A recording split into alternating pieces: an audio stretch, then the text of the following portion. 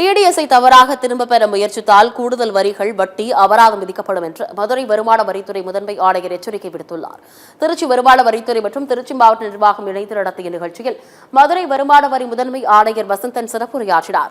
பின்னர் செய்தியாளர்களிடம் பேசிய அவர், கடந்த ஆண்டு நாடு முழுவதும் 22.26 லட்சம் கோடி ரூபாய் வசூலிக்கப்பட்டது என்றும் இது அதற்கு முந்தைய ஆண்டை விட 13.71% அதிகம் எனவும் தெரிவித்தார்.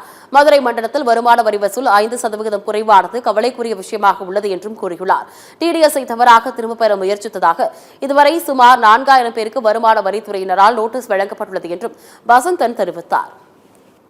லாஸ்ட் ஃபினான்ஷியல் இயர் 2024-25 வந்து all over India collection figures 22.26 lakh crores.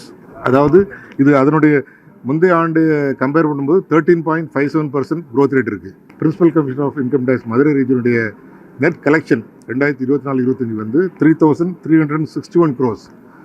And unfortunately there is a degrowth. அதாவது தவறுதலாக இன்கம் டேக்ஸில் எக்ஸம்ஷன் ரிடக்ஷன் இல்லாததை இருந்தது மாதிரி ப்ரூஃபே இல்லாமல் தவறுதலாக, ஃபார் எக்ஸாம்பிள் எல்ஐசி கட்டின மாதிரியோ அல்லது பிபிஎஃப்ல போட்ட மாதிரியோ அல்லது ஹவுசிங் லோன் இன்ட்ரெஸ்ட் கட்டின மாதிரியோ தவறுதலாக கணக்கு காமிச்சு கவர்மெண்ட் ஆஃப் இந்தியாவுக்காக எம்ப்ளாய் டிடெக்ட் பண்ண டிடிஎஸை தவறுதலாக கிளைம் பண்ணுறாங்க. அது தவறான விஷயம். நாங்கள் கண்டுபிடிச்சாச்சுன்னா அதுக்கு வந்து taxes are there, additional interest is there, penalty is there, and even prosecution is there.